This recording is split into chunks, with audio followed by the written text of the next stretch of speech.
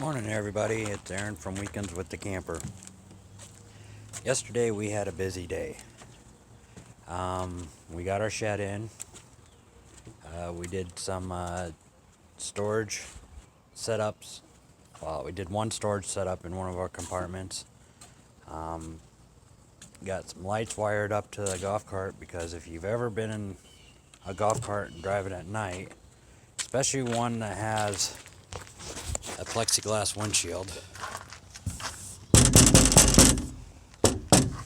it's really tough to see at night, and a lot of times people can't see you, even though the golf cart's white. But it's still tough to see. So we wired up some lights and that stuff. So yesterday was a busy day, and I'll flip the camera around and show you what we all got done. So we'll start off with the golf cart. I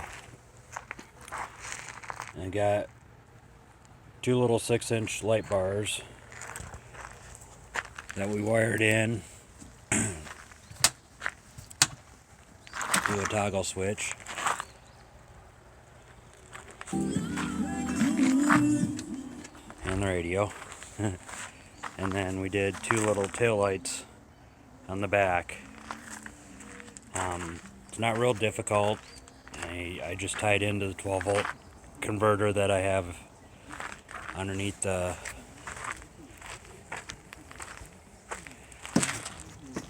seat.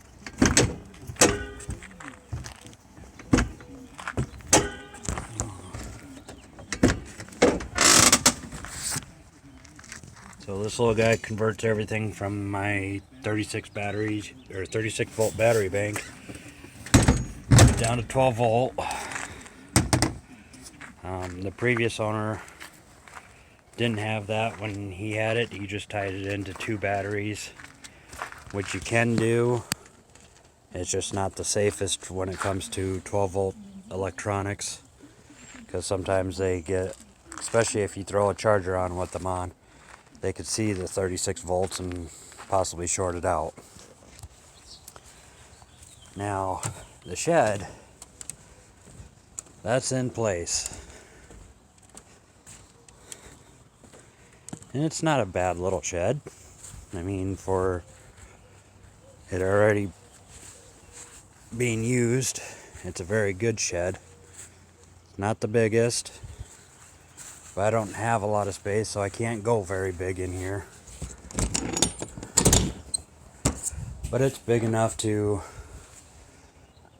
fit our bikes and some other gear in here, so we don't have to leave the yard a mess when we go home. We can lock it up. I'll probably do some more racking inside it, just for storage reasons. And with the scrap wood or leftover wood that I had from the platform, we did this little shelf.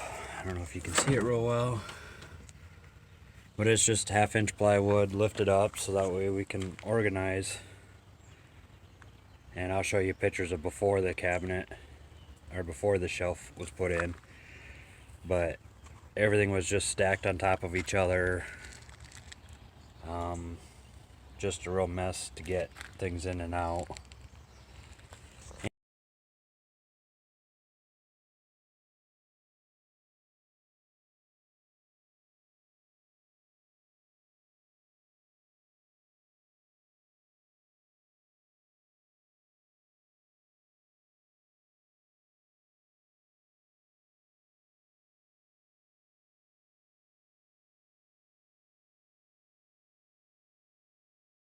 And at the end of the day, the wife found a Facebook post for some pavers. And we were expecting a little 12 by 12 or something, and just a few of them, but we got a trailer full of pavers. And I'm pretty sure she's thinking that these are going to go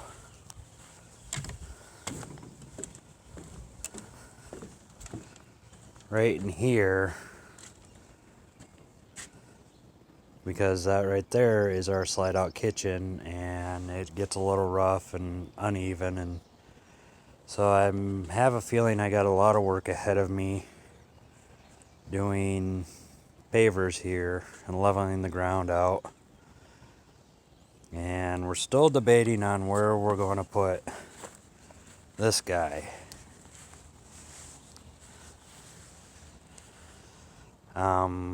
With our last camper, you know, we got this big, 36 foot now. Our previous one, our travel trailer, was a 31 foot. And it stopped roughly, we had it backed in, and it stopped roughly about here. So we had a lot more space. We had a little more clearance from it. Well, now we want to kind of move it because everything's back further